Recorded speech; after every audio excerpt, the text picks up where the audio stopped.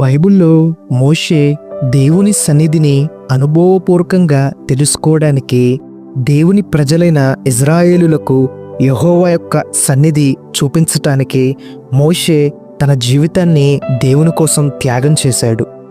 అయితే మోషే కేవలం దేవుని సన్నిధి కోసం తన్ను తాను దేవుని కొరకు సమర్పించుకుంటే, అదే దేవుని ప్రజలమైన మనం ఆయన సన్నిధికి ఎంతపాటి ప్రాధాన్యత ఇస్తున్నాము? దేవుని సన్నిధి మరియు మన జీవనోపాధి, ఈ రెండిటిలో మనం దేనికి ప్రాధాన్యత ఇస్తున్నామో బేరీజు వేసుకోండి. దేవుని సన్నిధి మరియు జీవనోపాధి. దేవుని సన్నిధికి ఆఖరి ప్రార్థనకు వెళ్ళినా మనం ఏం చింతించం, కానీ మనం రోజు చేసే పనికి మాత్రం 10 నిమిషాలు ముందే ఉంటాం. కొద్దిగా నీరసం ఉంటే ప్రభు పరిచర్యను, ఆదివారాన్ని మరచి జీవిస్తాము. కానీ అదే దేవుని సన్నిధి కోసం ఒక్కరోజు మన పనులను మానుకోము కదా.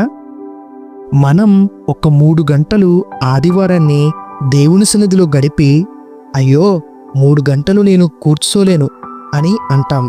అదే పని దగ్గర 8 గంటలు, 12 గంటలు, 6 రోజులు పని చేస్తూ ఉంటాం.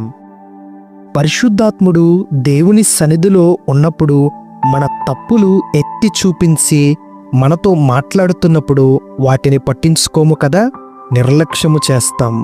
అదే మనం రోజు చేసే పనిలో మన తప్పులు ఎత్తి ఎవరైనా చూపిస్తే మనం సరిదిద్దుకుంటాం, క్షమించమని పై అధికారుల్ని బ్రతిమాలుకుంటాం, వాళ్ళకి ఈ తప్పు మళ్ళీ జరగదు అనే ప్రమాణాలు కూడా చేస్తాం.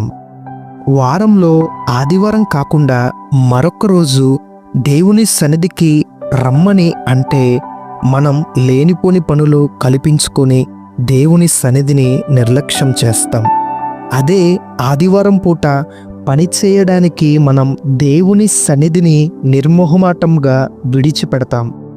ఒంట్లో కొద్దిగా బాగోకపోయినా దేవుని సన్నిధికి రాలేను అని చెప్తాం. అదే పని దగ్గర బాగున్నా బాగోకపోయినా పని చేస్తూ ఉంటాం. దేవుని సన్నిధిలో ఫోన్ మాట్లాడతాం, ఫోన్ చూస్తాం. అదే పనిలో మరియు ఆఫీసు మీటింగుల్లో అదే ఫోన్ స్విచ్ ఆఫ్ చేస్తాం. దేవునికై ఏదైనా చిన్న పని చేయటానికి, పరిచర్య చేయటానికి సిగ్గుపడతాం, గర్విస్తాం.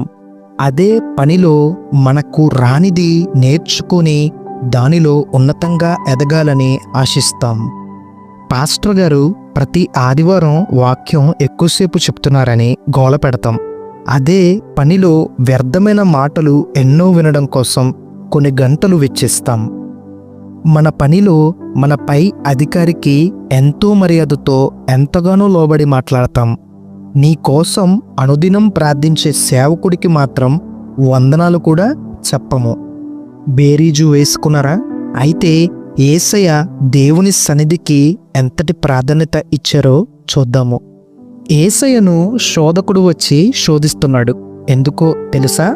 యేసయ్య తన జీవనోపాధిని విడిచిపెట్టి తండ్రికి, ఆయన సన్నిధికి, ఆయనతో మాట్లాడుతూ ఉపవాసం ఉండి ఆత్మశక్తి కోసం, ఆయన పరలోక రాజ్య విస్తరణ కోసం ఆయన తండ్రికి ప్రాముఖ్యత ఇచ్చారు.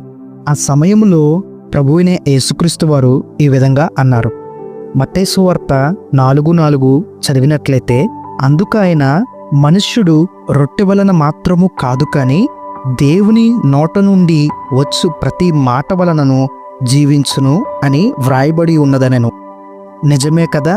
ప్రతిరోజు ఆయన ఆజ్ఞాపించటం వలన నూతనమైన దినాన్ని మనం చూస్తున్నాము. మరి మనం ఆజ్ఞాపిస్తే సమస్తం జరిగే దేవునికి ప్రాముఖ్యత ఇవ్వాలా, లేక మన పనులకు ఇవ్వాలా? దేవుడు బ్రతుకు అని ఆజ్ఞాపించటం వలన మనం ఈరోజు సజీవులుగా ఉన్నాం. దేవుని నోట నుండి వచ్చు ప్రతి మాటను బట్టి మనుష్యుడు జీవిస్తున్నట్లయితే, సమస్తం ఆయన ఆజ్ఞను బట్టి సమకూర్చబడినవైతే, మరి దేనికి మనకు సిగ్గు? ఎందుకు గర్వం? ఎందుకు హెచ్చుతగ్గులు? దేవుని పరిచర్య చేయటానికి ఎందుకు భయపడుతున్నాము? దేవుడు అందరినీ సమానులుగా చేశాడు కదా. మనది నీది ఏది ఎక్కడా లేదు కదా, సమస్తం ఆయనదే కదా. మన ఊపిరి, మన ఆత్మ, మన ఆరోగ్యం, మన ఆయుష్, మన డబ్బు సమస్తం ఆయనదే కదా.